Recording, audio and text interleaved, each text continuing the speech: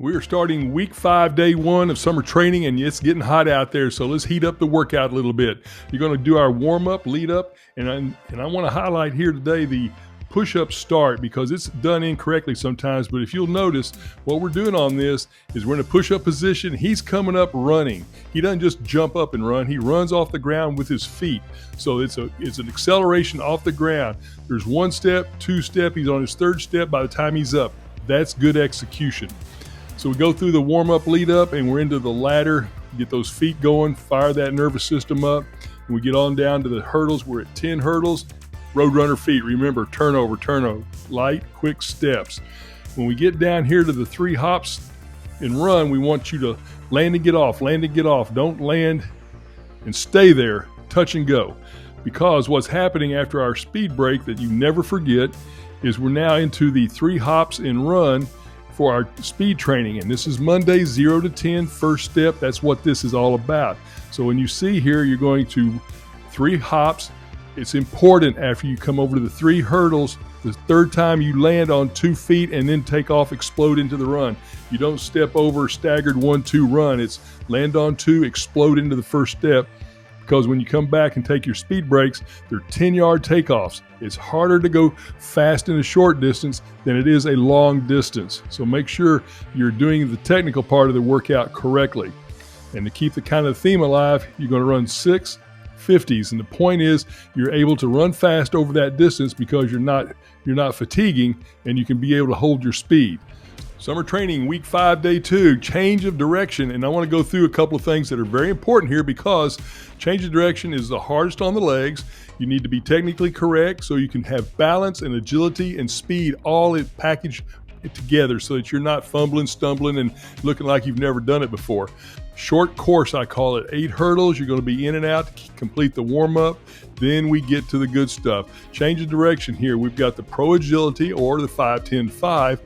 And we have its little brother here, the staggered shuttle. And you'll see here that the athlete does the same moves as he does on the 5-10-5, but there's a little hiccup here on the 5-8-3. That's what makes it a stagger. So you can see how they're running 5-8-3. When you turn to run that 3, it's almost like 2 steps. You've got to try to go fast in a short distance. So don't disregard how hard that 3 yards can be. As we move on down, we have the 6-cone pickup, 1, 2, 3 back. Those are some great drills. 6-cone pickup is just such a good change of direction for shuffling footwork. And I don't know what position you play, what sport, but you've got to have that good kind of agility because you don't want to be stumbling over yourself during any kind of competition. Gassers, pretty basic. You're going to run 4 of them. We use the width of a football field. That's 52 yards, 53 yards. So you're going to be running about 208 4 times. So you can take anywhere from a 2 to 3 minute break, but that's the gassers for us. So whether it's a football field, soccer, whatever, make sure you're looking at 4 times 55 yards to make that work for you. We are at week 5, day 3, speed training 0 to 30. Another good one. Get that good sweaty warm up. The hurdles are 10, 9, 8, 7 descending. And here's the point. They get short 3 feet every rep. So it's over almost as soon as you begin. So you've got to get out quick and get that turnover going early. When we get down to the speed training, we have up to triple resist. Today you're doing a single resist. We use a belt and a strap. There's a lot of ways to hook that up. So use your resources and figure out how to get a resistor behind the runner. The runner is sprinting and the resistor is jogging. That gives right about the best resistance. Don't try to stop them in their tracks. When they get to the speed break, remind the runner, dude, you're getting ready to launch off the line. Don't stumble and waste the rep. Get ready to sprint, take off, and fly. The finish is going to be 40, 60, 80 speed ladder. Sprint, walk back, 4 reps.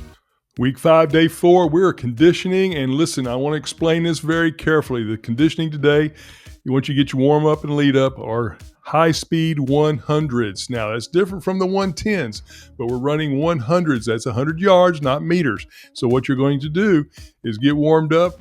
Football field track does not matter. The track is a faster surface. I recommend it if you have it. You're going to run 6 high speed 100s. you run at 95% of your perceived effort. Don't go all out. We're not blowing up a ham for this. So you run high speed, walk back, you get 3 to 5 minute rest. Yeah, that's a long time, but we're running. And so if you run at that speed, then you're going to need a good recovery to maintain that speed. The clock, the coach, whoever it is, time the second person, because the first and second, third change. Time the second person and get the average. So if they run the 100 and they run it, let's just use 12 as a round number, and that's where you want to sit, between 12.2 and 11.8. We don't want to run 12 flat, 12.5, 11.2, stuff like that. Stay consistent because it will catch up with you. You're going to run 6, you're done. For the full workout, go to kingsportstraining.com.